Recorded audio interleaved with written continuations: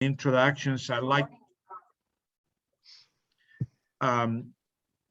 instead of spending a lot of time in introductions, and we'll probably have over 20 people, if you all could put your email and name on the chat room, and also it would really help us. What is the place that you want to certify or designate? If you're not if you have not received the designation yet, but if you name your email address, that way we have a record, and then we can actually send updates and all that. I see some of you already doing it, and I'll post my email also, and I'm just facilitating.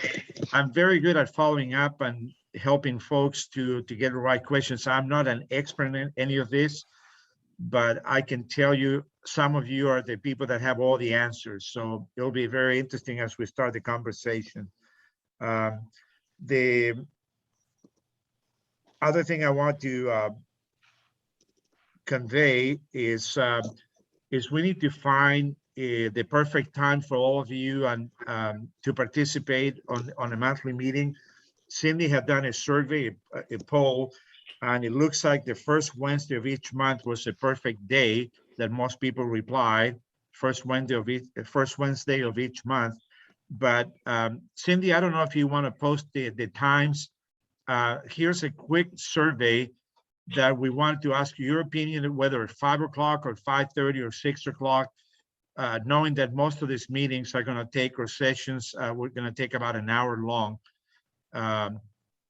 So if you could give us your advice and recommendation about what is the best time for you to participate on a monthly basis. And I appreciate all of you posting your names and emails. That's really going to help us quite a bit.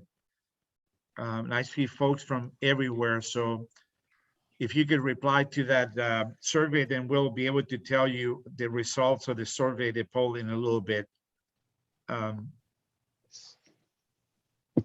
I'm submitting my own answer there. I reply 6 o'clock, but I'll go with it where the majority goes. You can give multiple replies. You do not have to stick with one time. It's a multiple choices. Okay. So put all of the times that work for you.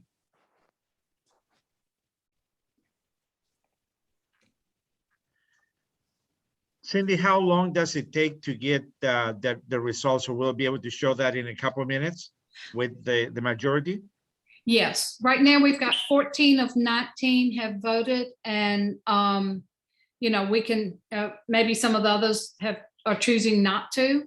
We'll give it another 30 seconds and close the poll, and then everybody can see. Okay.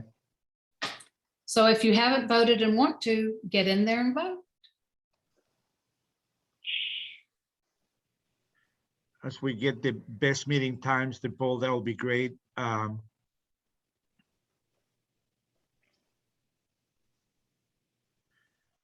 The other thing that we really would like to know, the outline of the meeting, proposed outlines for first Wednesday meetings, short presentations, a generic topic, questions and answers, followed by questions and answers. So Cindy, is there a specific, like, how can we invite folks to, oh, here's the results right away. Looks like 5 p.m. got the most results, almost 73%. I hope all of you can see this. And 5:30 p.m., 6 p.m. and all that, but it looks like a majority of you prefer 5 p.m., which is amazing. And it also tells you what you reply for. So that really helps a lot, that 5 o'clock, 5:30. And some people actually mentioned that it could be a little earlier for some of you. So that's very interesting. Cindy, can you explain the idea of previous meetings, whether you have speakers in the past? I know I went to the website and I noticed that there have been a lot of presenters in the past that for about 15, 20 minutes with questions and answers. If you don't mind giving a little quick background on that. I mean, we've been having chapter meetings where we have a presenter that speaks various time periods, but this, the intent of this is to be a little bit different. It's this group will be driving the agenda. So, you know, we need to find out what you want to hear about, and then we'll be taking questions and supporting people who have not, you know, who haven't turned their application in. We, because once it's turned in, then the IDA staff is there for you. But before you've turned it in, you know, there are people that have been asking a lot of questions. So, Excellent. So the question on this poll would be, we've got 3 questions. I'll show you that the answers to all 3 questions are the same. The question is different. So we want to know your top 3 choices of topics that you would like maybe somebody to present on for maybe 10 or 15 minutes, nothing long. And then we'll focus with questions on that topic and then open it up to open questions each meeting, so that you guys decide what you want. So it's time to vote again. The first question, you put in your first choice of a topic. And then you can scroll down to the second question where you put your second choice of a topic. And number 3, put your third choice of a topic. So I can see y'all are voting. And this will tell us what we need to put together to support y'all.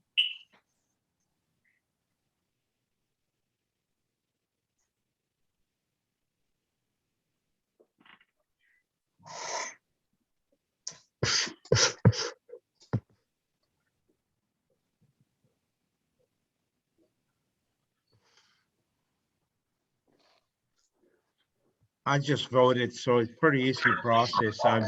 My interest may be very different than other people because I do a lot of community involvement, community engagement, but I'm here also, Cindy, to learn from all of you about how you got to this point, how you got designated for your area. And I know that a lot of you are the experts on this.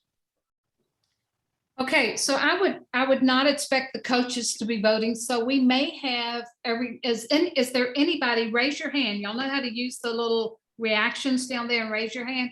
Raise your hand if you want us to leave the poll open a little bit longer if you haven't quite finished.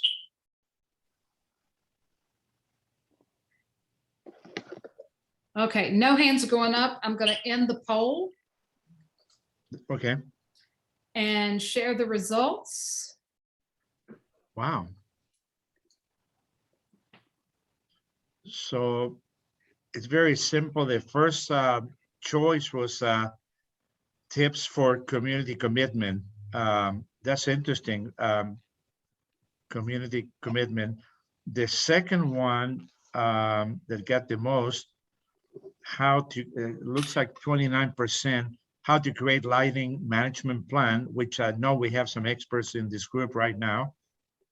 And the third choice was 36%, tips for night sky quality measurements and monitoring. Okay, it's very, very clear. Although there's other people that put a lot of good information too. The first one got the most, 43. The second one is 29%.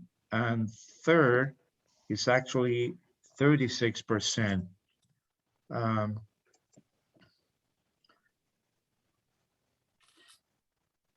Okay, I'm getting these recorded. Yeah. All right, so that'll help us in putting together future month's work. Okay, that gives us our priorities. Thank you. That's good. Cindy, I wanted to find out a couple of things about success stories. Maybe we'll let some of the people talk today about their success stories. But before we jump into that, I wanted to emphasize something that I learned, that all of us are volunteers. I think no one is paid. We don't have paid staff. I came into helping Cindy, thinking that Cindy was actually a part-time person that got paid, but to my surprise, she volunteers hours and hours and hours, and there's no paid staff at all in the Texas chapter. So I just want to re-emphasize the word volunteer. And I think that that's a commitment that we need to find from some of you about how to help and coach others.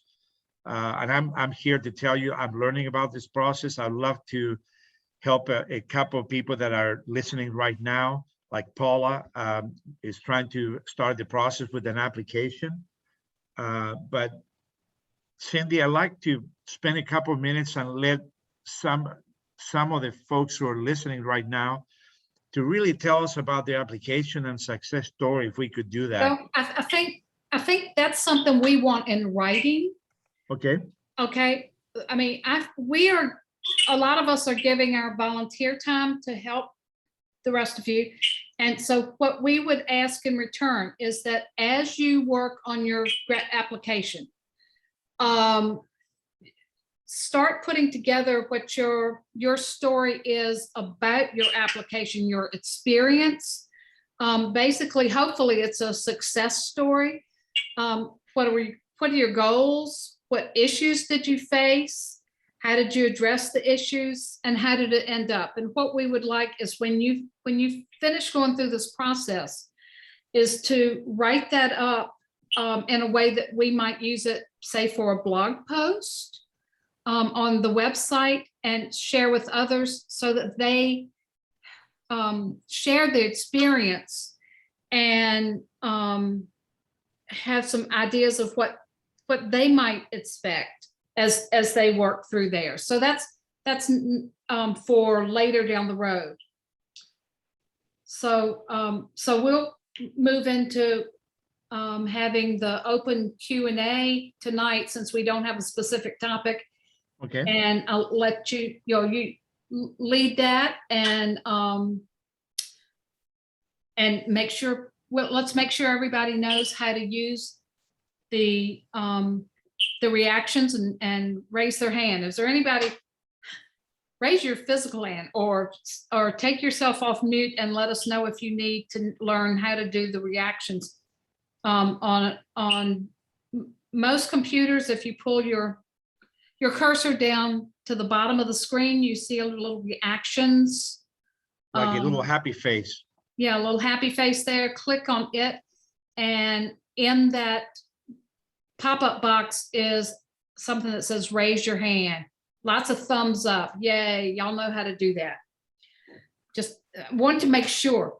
Okay, yeah. So Marco will, I'll let you ask questions, and Marco will call on you and lead you through that.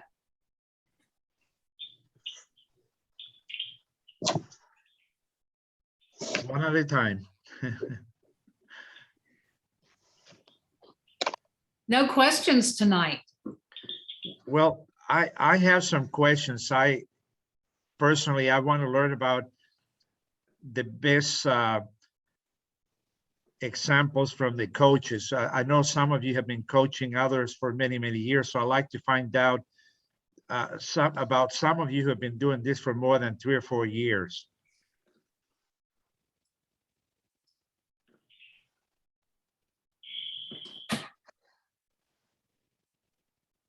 So what's the question? Oh, I'd just like to find out who has been coaching more than 3 or 4 years. Yeah, I guess I have. Let me use my reaction here. Okay. Let's see.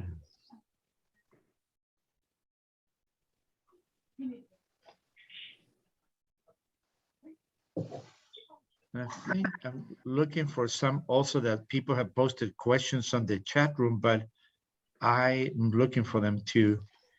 Um, um,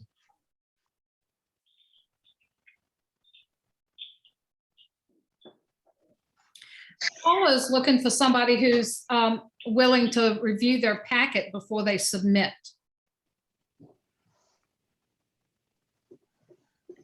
If there are any, Paula, where are you located?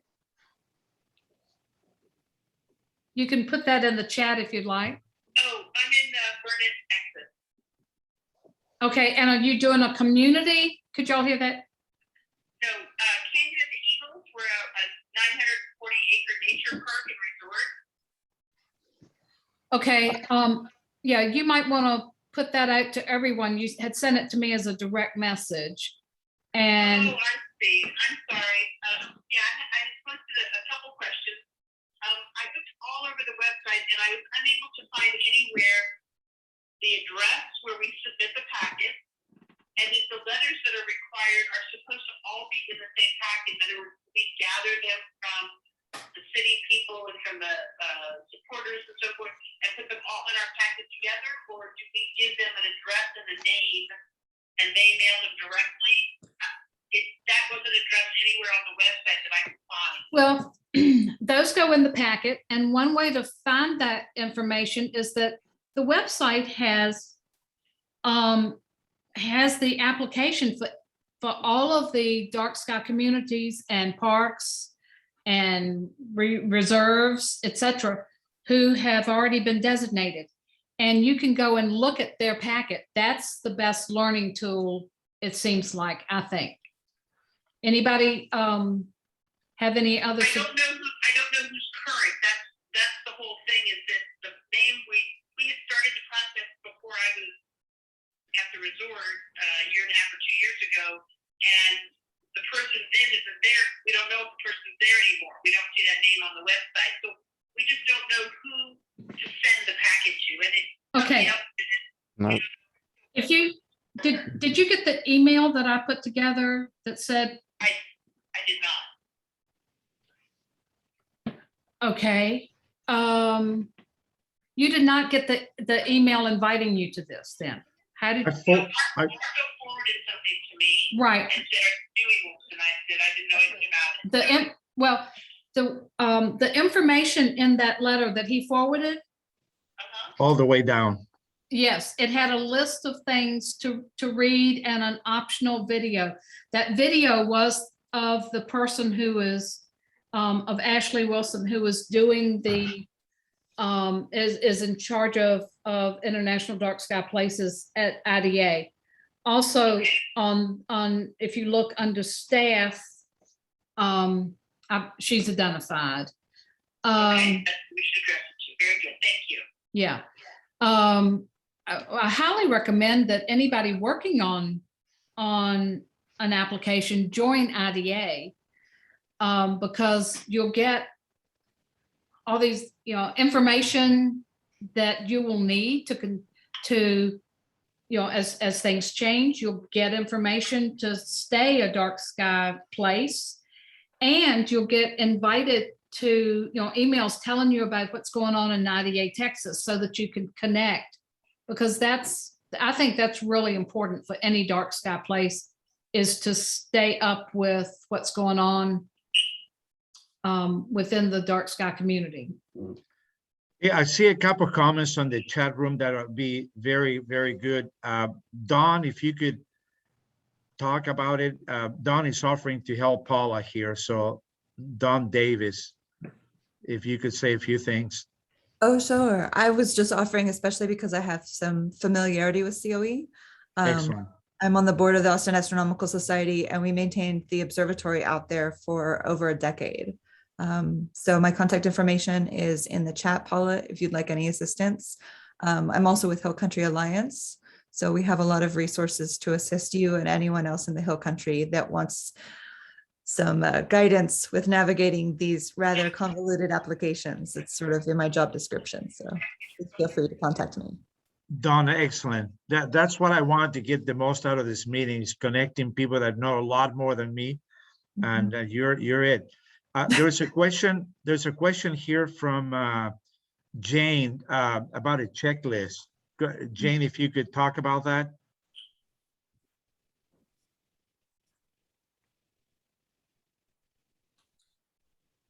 Sorry, trying to unmute. Yeah. I've been trying to follow the checklist and I have a couple of questions. First of all, I keep asking people how I get a nomination from somebody who is a member of IDA. Join IDA, you can nominate. Well, I'm a member of IDA, so okay, I'll nominate. Okay, and secondly, on the checklist, it's a yes, no, and then pages. I mean, this is a simplistic question, but what does the pages part mean? I think that's, let me go over to a checklist. I mean, it's kind of a off tangent question, but I believe it's referring to the page of your application where that information could be found. okay. So you put the packet together and then figure out, okay, that's what I thought, but I really wasn't sure. And I would ask Ashley that question, you know, at IDA, because Well, they didn't have a checklist when I did one. I Yeah. have sent one message to Ashley just to see if our current ordinances are good enough because we've had them for 3 years, but I have not heard back yet. It takes a little while, I think. Yeah, she's inundated. And also, have you paid the fee up front and started the process to get feedback from them? Yes, but I don't really know who to go to for feedback. I wrote to the first person from IDA that contacted me, and then she said, no, it's not me. And who was I've that? asked for a mentor oh gosh, I'm not near my laptop right now, so I don't know. I don't remember. Sorry. Lauren something. Okay. I think maybe she's just the welcomer. Oh, I think she's talking about maybe Lauren Scarvaza. She probably isn't. She Yeah. may have been doing it interim. Yeah, I know Lauren fields a lot of public inquiries and email questions that come in. Yeah. Yeah. But so you have paid your, what is it, $250 and gotten on the schedule, Jane? I'm not even sure what on the schedule means. There's a process that is explained on the website of how you get, because they were. Oh, yeah. We're kind of in the middle right now. Okay.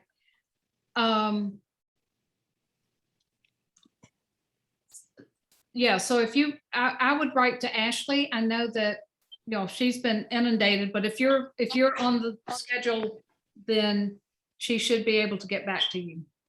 Great, thank you. But to me, it would be very helpful for them because they are so, I mean, they are inundated, is to fill out, go through the requirements, fill out the checklist. This is where in our ordinance, for instance, you could send the, that go through the requirements checklist piece of the, where it's talking about the ordinance and saying, here's my ordinance. And on page 6 of my ordinance, that's where we've got the restrictions on total amount of unshielded lighting or whatever, where you go down the checklist and tell them where it is in the ordinance. They can check it so much faster than if they've got to read that whole ordinance and figure out which things are covered, whether you've gotten it covered or not. So if you want a quicker answer, fill out the checklist would be my recommendation. Great, thank you. Yeah. So before we got too far away from Paula, did you put your information in the chat? Yes, I did. Okay. So Thank you. yeah, so you'll be getting the list afterwards of everybody who put their information in the chat, put their email and where they're from and what type of place they're working on, or whether they're willing to coach. And Dawn's information will be in there also, and she said she'll help you. So that will go out to everybody in a few days. Thank you. Thank you. Okay. Hey, Cindy, I saw a very interesting comment from on the chat room, and I'd love to hear from Russ Miller. It sounds like Russ is working on 4 different applications right now. Russ, if you could talk about that. Yes, that is correct. Can you hear me? Yes, Yes. go ahead. Okay. I'm working on, well, first off, I was appointed by the City Council of Glen Rose last year to be their dark sky facilitator, and COVID stopped that in its tracks, and the code enforcement guy that I was working with passed away. And so we started over with the new city council again this year, and here we go. I'm also president of the Chalk Mountain Wildlife Management Association, which is a nonprofit. And it has funded the SQMs for all of the entities in the county that I'm working with.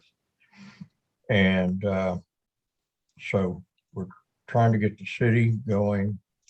The city has a lighting ordinance that I helped them adopt in 2001, which is a old IDA boilerplate ordinance.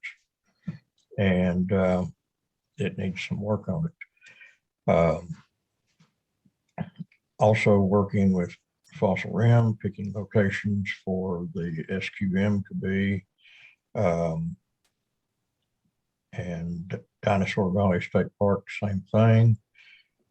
Gordon Meredith and I have finished the lighting inventories for Dinosaur Valley and Fossil Rim. And that's about it. Way to go. It's quite a challenge. It is quite a challenge. Gordon, are you from that area also? Yes, I'm actually from Denton.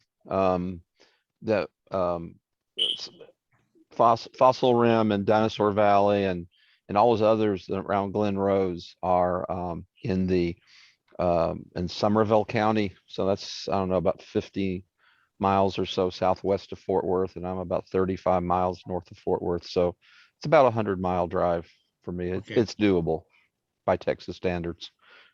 Yeah. So in other words, it's in the North Texas region, and I'm the North Texas regional manager. So I'm on the hook to Okay. help. Yeah.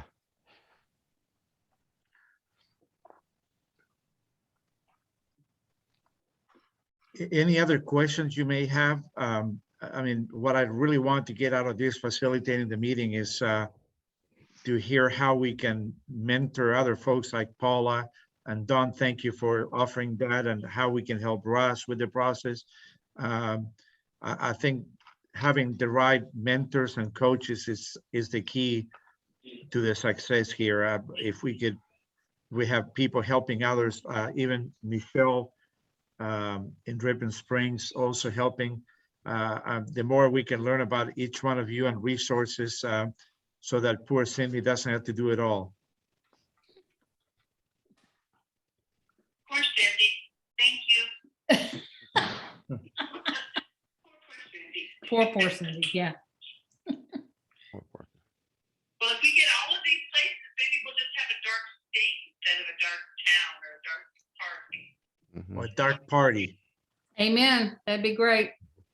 Wouldn't it? Cindy, anything else that you would like to know tonight? Anything that you need help with? There's another question that Jane put in. just a second ago while you were talking that says is more required for night measurement than reporting to Globe at night. Ooh, I have no idea. Would some of our coaches want to answer that tonight? Sure, I Yeah. will. And someone else, I would, Globe at night, I mean, that's a good source to send, a good repository to send your readings to. But I believe the IDA recommends that you do a long-term lighting, a long-term lighting sky quality measurement with either a data logging or a computer connected sky quality meter. I find that I can never get to a place with a handheld meter on a night where there's no moon and the sky's clear. Either one or the other will conspire against me, just almost every case. So it's good to have just a robot, sitting there taking measurements every 5 minutes all night long. And I think that's what the IDA is really looking at, so that you have quite literally tens of thousands or, many thousands of readings over the years, or at least starting to do that. And you can certainly send that to Globe at night, but actually you need to be gathering the data for your application and for a long-term program of monitoring the night sky. And there's, I know Gordon has worked with a lot of parks, and the parks have a much more stringent requirement for those sky quality readings than other places do. But even, like you said, even if you submit the data to Globe at night, you need to keep a separate spreadsheet and, various locations, etc. Okay, Hey, great. everybody, can you guys hear me? Yes. Hey, I just wanted to kind of chime in on that and introduce myself real quick. I came a little bit late, so I didn't get a chance to do that. My name's Amber Harrison. I am a park ranger at Big Bend Ranch State Park, way out in far west Texas. And I have completed the dark sky park application for Big Bend Ranch. I completed sanctuary application for Black Gap Wildlife Management Area. I added Chenati Mountain State Natural Area to Big Bend Ranch, and am helping on the Greater Big Bend International Dark Sky Reserve application. So I have some experience with this, and just wanted to thank you. I would love to hear that. I do have some experience with putting these applications together. What I know that I've put in my successful applications are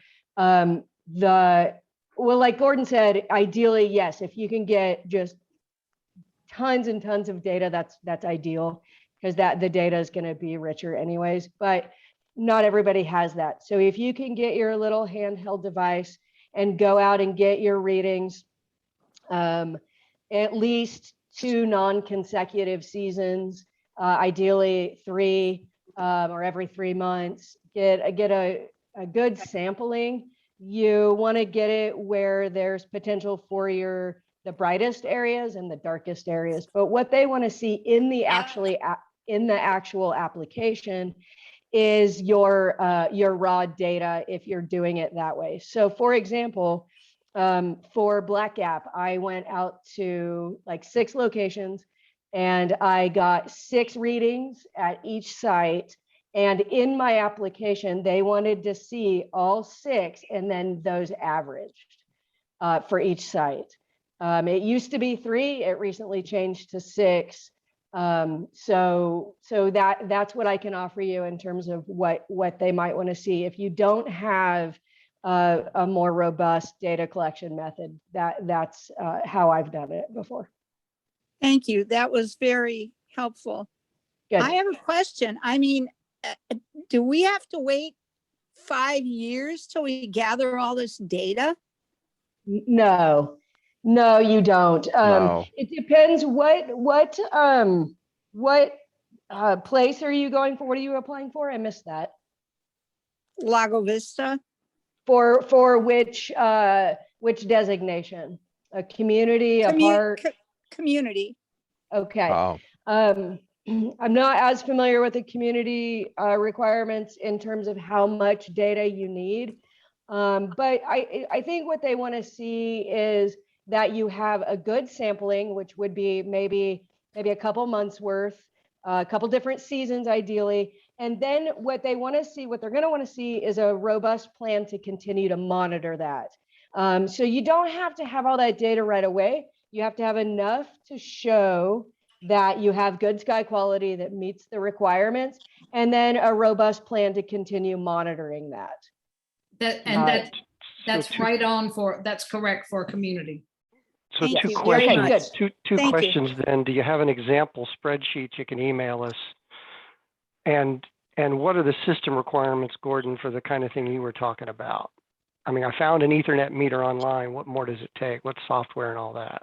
well, a lot depends if there's a SQM LE, which is an Ethernet connected one. And I think certainly Russ could speak more to those. I typically use the data logging ones, the LUDLs that we just deploy, and batteries last typically up here in North Texas 2 to 4 months. So you ought to download them at 2 to 4 months intervals. The software, it comes with free software. It's called UDM, Unihedron Device Manager, and we use that to download devices. And you can then, once you've got the data, you can do separated variable spreadsheet, or however, whoever needs the data, how you can work it any way you need to. There's also an equipment list that had been worked on in the Hill Country area that I know Dawn could possibly send me, and I could post on our website, or you may have it already on the Hill Country Alliance website, that lists one package that works and how to set that up. I'll also say that what you want to do, whether you're using sort of the method that Gordon's speaking of, or sort of the slower method that with the handheld devices, what is ideal and what they request of you is to come up with your sampling strategy, and then work with them to figure out if you're doing it correctly. So for example, when I did Black Gap, I kind of took the model that I did for Big Bend Ranch, and I reached out to them and said, here's how I envision doing this. Does this work for you? And then they gave me feedback, and then we worked together to establish a good sampling method. So I think the best way is to figure out how you think you want to do it, and then reach out to them for guidance on making sure that works. And they specifically ask you to do that. So that's what they're happy to do, help you with. So. And Michelle, Who was the event that you're talking about? You reached out I'm sorry? who did you reach out to? So when you backing up to the beginning of the very beginning, when you start an application, you're going to reach out to the IDA, and you're going to get a contact person. You're going to get somebody that you correspond with. And once you determine that you have a viable candidate for whatever place you're applying for, then that person's your contact person, or they'll set you up with a contact person. And that's who you work closely with. So for me, it was John Barentine for my first one. And then I worked with Adam Dalton, and then I've worked with Ashley. And so once that process is initiated, that's who you ought to be working with to ask questions, and to make sure that you have the right sort of processes down. I submitted something online to their Q&A and never got a response. So I'm so grateful to get this invitation to so now I've been given the name Ashley Wilson as the contact person. Does anybody know an email address for her, or I can just find that on the website? It's on the website under the state. Yeah. Okay. And I think, like Cindy mentioned, this program has really taken off. And so they're working on getting more leadership to help with this, but they're buried. And they know that. So yeah, if you want to reach out to me as well, I can help. I can also help since I've been through it. But there's just going to fundamentally be some questions that they have to answer. Michelle, you had your hand up. I'm sorry, you raised your hand. Michelle, go ahead. Yeah, I just wanted to point out that for the communities, there's not a minimum sky quality required for your application. So the point is that you put an ordinance in place that's going to either maintain or improve your sky quality readings over time. You don't have to be able to see the Milky Way to become an international dark sky community. But of course, that's our goal, is over time that the light pollution is decreased where we can see it. But I just wanted to make that clear, that there's not a minimum requirement. I think that might be different for the parks and reserves. And then on our readings, we use the handheld unihedron sky quality meter, which I have in my desk right here. And we measure 7 different locations within the city, kind of each sector of the city. And on our annual report that we do each year to IDA, we include those readings for there's a period of each year that we include. And you can see, whether or not it's changed or not. And for ours, it's been maintained. It hasn't gotten any worse anywhere, which is great because that proves the ordinance is working. And then there's a few places where we've seen improvements in the sky quality. And it's because we know that, for example, an elementary school, that had non-compliant light, but was brought into compliance. So I just wanted to kind of bring those points up with our experience. I thought it might be helpful. Thank you, Yep. Michelle. Ken, you had your hand for a couple minutes. Hi, this is my first meeting. I'm very, very new to this and kind of grasping a little bit about what you guys are doing. I have kind of an interesting question. Has anyone tried to talk to a given community and say, hey, let's try it for a night and see what happens if everybody just tries to shut as much off as they can? This is very far-fetched. I love what you guys are trying to do. I got your information from Jack Estes. That's how I'm connected. I live in Bernie. I'm part of Bernie Rotary. That's how I know Jack. And I'm very much enjoy looking at the stars. And it's so wonderful to be here now and actually see the Milky Way, which I can from where I live. And I can see the pollution, the light pollution we're talking about. The other night I was out and I could see where Comfort was, and I could see where Kerrville was, and I could see how bright it was as I look south to San Antonio from where I live. I really hope that maybe in some small way it can help accomplish what you guys are trying to do. But has anyone ever tried that, taken a particular area and tried to get emails out and say, hey, everybody, let's turn out your lights on this day, turn out your lights that night, and see if people notice? Amber, I think you have the answer.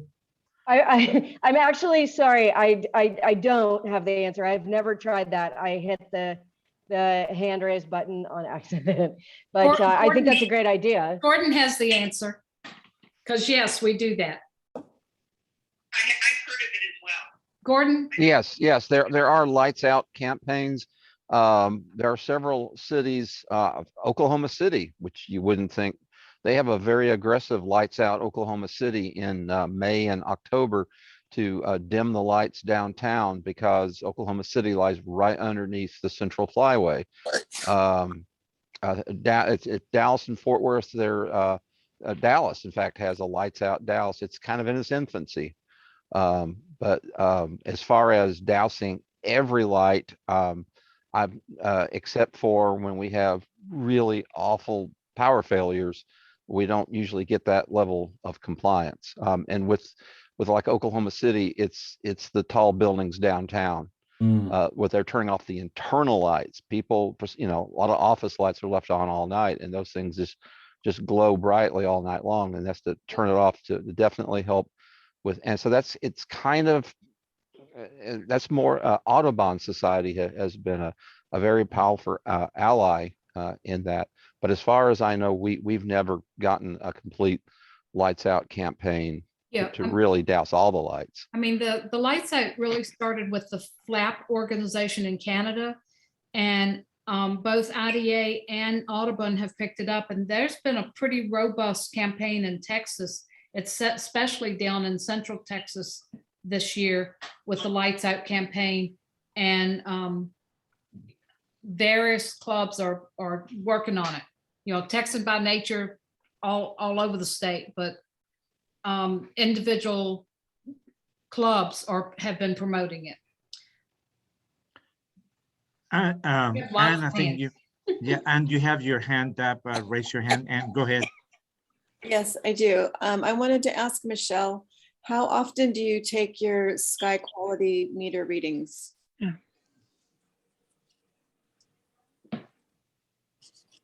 We've just been doing it twice a year, but after hearing what Amber was saying, I think we need to start doing it every season. I like that.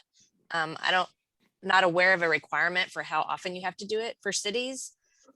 So we've just been doing it a couple times a year and reporting just an annual one to IDA. Thank you. Sure. Hey, Ken, you had a really good idea with Bernie. It's a great community, the entrance to the hill country.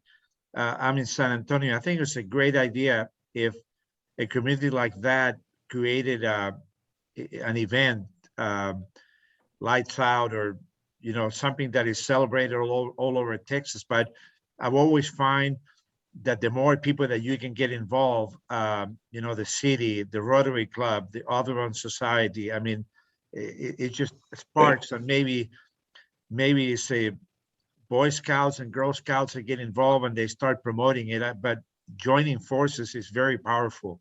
And maybe we find someone put here a Lights Out campaign. Don even mentioned about at the end of March, an annual campaign from World Wildlife Federation. So I think that they're posting a lot of stuff, information in the chat room. I think it'll be very interesting. I think it'll be very powerful in a smaller community of under 1 million people, like 500,000 or whatever. I know Bernie's growing like crazy, so I don't even know the population now, but every time I hear someone has moved there. It's 20,000 is what the city's telling us. I don't know exactly, because I'm actually in county just outside the city limits, but I doubt it would grow much more than that, just the surrounding areas. Hey, Ken, I don't know if you know, but kind of interesting enough, a lot of the NBA players for the San Antonio Spurs live in Bernie, in that area. I don't know if you knew that. No, I didn't know that. I haven't seen any walking around. No, they're very private, and even, I don't know if you know Tim Morrow. Tim Morrow is the director of the San Antonio Zoo, and he lives in that area also. And they keep very private lives, but they're around. They get around, and they chose that area because of the peace and the quiet and the entrance to the hill country. That's why I moved here. Yeah, and I would tell you, the reason why I know so much about this is because one of my best friends is the owner of Elegant Transportation, which is a large transportation company. They have about sedans, vans, and about 70 buses, and they're actually pick them up at the airport and take them home and all that. So it's amazing what you learn by talking to people in the industry of hospitality, how they're picked up at the airport. But we also have two of the folks that work for 60 Minutes who live right outside Bernie. I don't know if you knew that. No, I didn't. Maybe get some PR with them. We've got a couple of people that have had hands up. Yeah, I think we have Amber still, or unless she kept it on. And I Dawn don't know had how hers to- up. I don't know how to turn it off. Okay. So I don't have a question.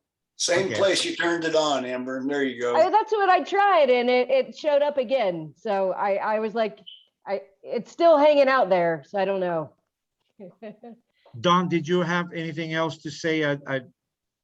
Well, one of the things I just wanted to circle back, because I know that Cindy mentioned it, but I think we really transitioned too fast. I want to make sure also the folks that have joined the call are aware. A huge benefit to completing your application, to working on your application, is the fact that on the IDA website, in each of the categories, under each location that has been awarded the designation is their application. So that is a really great resource to use if you're trying to look for, how different communities or how many different parks have done their lighting inventory, or how they've taken their measurements. I was recently meeting with Jared, who's on this call, and at West Cave, and just looking at, the various parks within the area that have gotten their certification, their designation for the past couple of years. They do everything differently. So, while there is some guidance and some rules to how these applications are to be completed, things like how you specifically set up your inventory, or how you specifically set up that spreadsheet for tracking your sky quality meter readings do vary, but it is a really great resource to utilize if you have any questions about the formatting or where people have gotten their letters of support or of approval from. So please utilize that, because that is available to everyone. Yeah. Excellent. Thank you, Something John, that- for repeating that. That's a great resource. Another resource, some of you have talked about the ordinances. We, on the IDA Texas website, under common, common solutions and resources, or something like that. Down in there, one of the resources is a model Texas outdoor lighting ordinance that covers all of the points that IDA has in their requirements. And it's been clear, obviously cleared by IDA, and was used as a model in West Texas for all the new updates out there. Also, Something to know about that, and just to watch for. When you do look those up, make sure that you look at what guidelines they're using, because guidelines have changed over time. So if you look at an application, from 2013 or whatever, that's maybe different from what it is today. So just be mindful of that. That's a really good point, because it has changed a fair bit. And in answer to Ace's question, when you go onto the IDA website and you go to look at the dark sky places, under each individual category, if you click on, for instance, dark sky parks, it will give you a full list of everyone who has received the designation. And if you click on any of those links to any of those locations, the application is actually underneath. I think it's beneath sort of their contact information. It should have a link to their application in PDF form. Jane, I think you have your hand up. Go ahead, Jane. Yeah, I'm just curious how to get a mentor. I've been asking for one for a while, and for some reason they thought I was a mentor, and I surely am not. Anyway, how do I go about getting a mentor with this new mentor program? We don't have I want this to be clear. What we're doing here is giving you a place that you can connect with people. And we don't have a formal mentor program, but we're giving you, a place where every month you can come and get some coaching and mentoring with the first Wednesday meetings. If you meet somebody in these meetings, that you can ask for, or where are you located, Jane? Lago Vista, North Lake Travis. So Jane, you can also, I think you've been connected with Debbie Castro as well, with the Texas Friends of the Night Sky. Is that correct? No, I haven't been connected there. Okay. Well, I can definitely give you that information. I can send it to you in the chat. But the Travis County group has been working with a few folks lately as well, providing letters of support. But a lot of us are still very familiar to this process. And I think ultimately, my goal has been to kind of reaching out to folks and saying, okay, great, you've just submitted your application. can somebody call upon you if they're in, the beginning stages, even if it's not somebody who's an expert, but they can at least walk you through. So hopefully from this series of calls, we will develop a mentorship community. That's the whole reason why Cindy has created this construct. Okay, thank you. Another thing I wanted to mention, also, and I'll put the link in the chat as well. On the Hill Country Alliance website, we actually have links to at least all of the communities that we're aware of that have lighting ordinances, and there are links to the actual ordinances themselves that you're welcome to reference at any time. And I highly recommend that you don't copy those ordinances. There have been a lot of politics involved in changing some of those, and there are a lot of issues in getting them implemented, et cetera. And being able to, make sure that people follow them. So that's there are definitely a lot of issues. That's all those ordinances that vary everywhere in the state is the reason that the Builders Association got a law passed that said that you can't have all these separate ordinances everywhere. It was driving the builders crazy. So Too bad. We should perhaps consider the fact that things will be done better if we coordinate and have ordinances that go for the same principles. So. It's a great point. Well, we've gone over our hour. I think, gosh, we've gotten a lot of discussion done. You'll get, anybody who put their name and contact information in the chat, we'll send that to everybody who did that. So.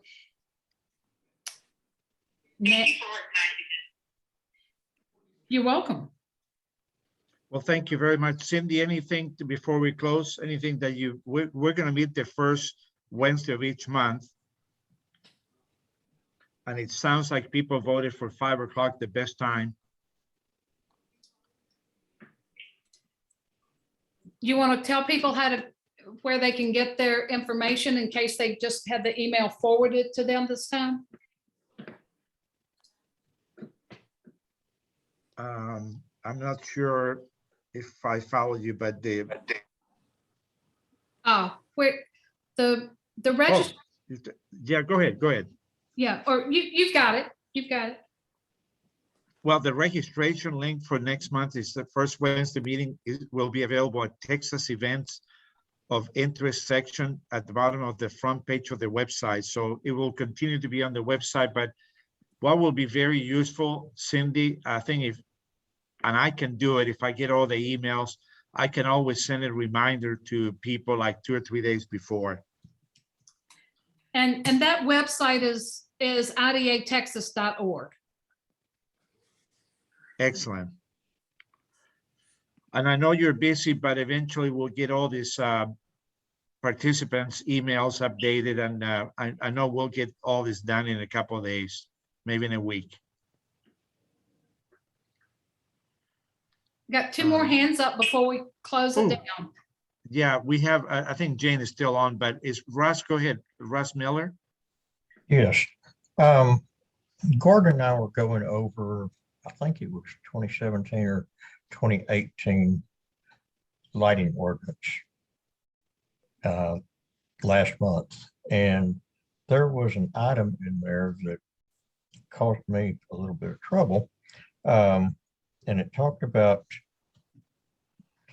businesses had to turn their outside signs off 1 hour after sundown, period. And you got 24-hour gas stations out there that need to be found. Could I ask what that was in? Because I've never seen an ordinance with that. Well, it's in the, Cindy, it's in the, community, it's in the 2018 IDA community, dark sky community guidelines. It's not the lighting ordinance. It's in the new, well, I guess it's 3 years old now. Community guidelines. It clearly says that. All right, let me bring up the spreadsheet I did when I did the model ordinance last year, because there was one item that was in the guidelines that I complained to them about, and I bet that was it. And they Yeah. said, oh, that was a mistake and we do not make them do that. Yeah, that would be crazy. I mean, you get around Christmas time, I You can't see retailers turning their outside lights off at 5:30 because So, sun goes down pretty this far Well, north. it makes no sense at all. and this might be in the model IDA Texas one, Cindy, but our ordinance and what I recommend to people is to consider that the signs be turned off at the later of closing time or 10 p.m. I think that might be what you have in the Texas model ordinance. Oh, that's And pretty then you have reasonable. some businesses that you're kind of stuck with them on 24 hours a day. For example, a gas station that you can pay at the pump 24 hours a day, or, a bank's ATM machine. So you can't get everybody to completely turn all their signs off, but 10 Right. p.m. or closing time Yeah. is what we And try and do. And Yeah. I'll admit, that's probably one of the hardest things in the ordinance to get people to comply with. And we are constantly struggling with that one. right. And that, I pulled up the spreadsheet, and that is the sign illumination extinguishing requirement is one that I questioned when I was working with them on the model ordinance for Texas. And because I said, that's an invalid requirement. and they said, yeah, they agree. It's not being enforced, and they will be taking that requirement. It was a mistake being taken that requirement out the next time they update. Good. Sandy, do you have a copy of that ordinance you could share with me? The model one, yes, it's on, if you go to idatexas.org and click on the common solutions and resources. Okay. Okay, yeah, common sense solution and resources. If you go down into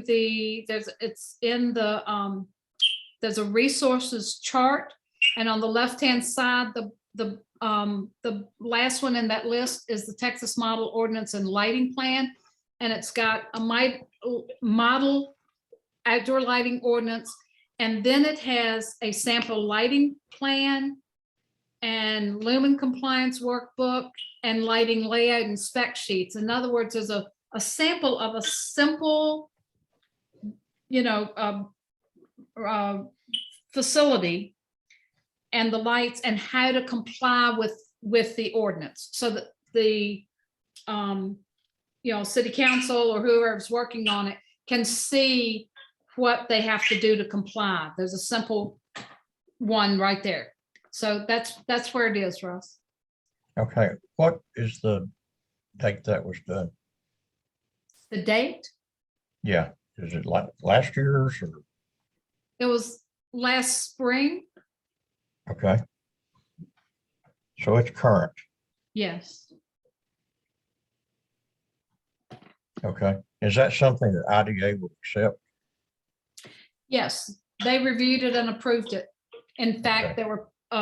there was a piece in there that they hadn't figured out what to do with greenhouses, and I did research and figured out how to handle it and suggested it, and they said, "Oh, perfect. That's what they would have done." So Okay. it's a step ahead.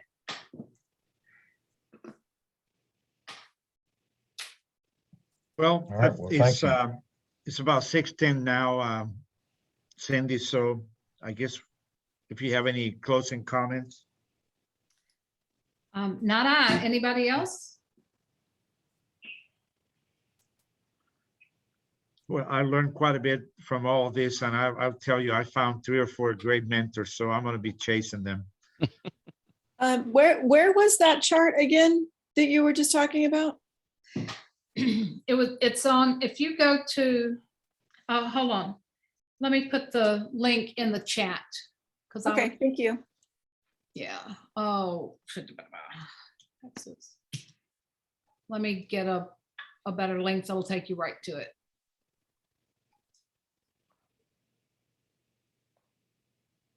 Got to get a response here. Okay.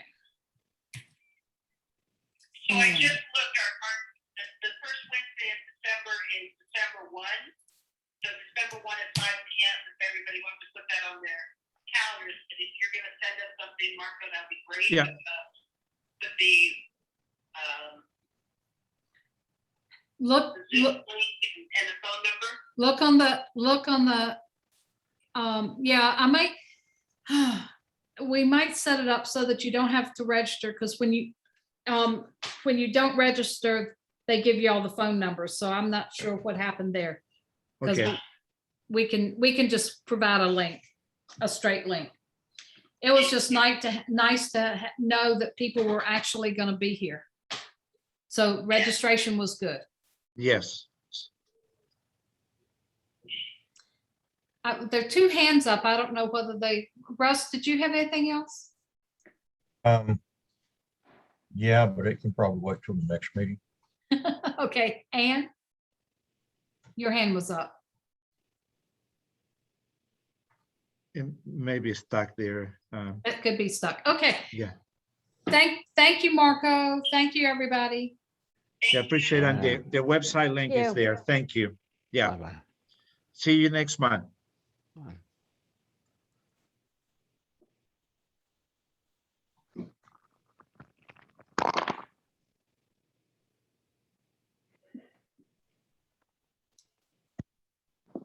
Bye.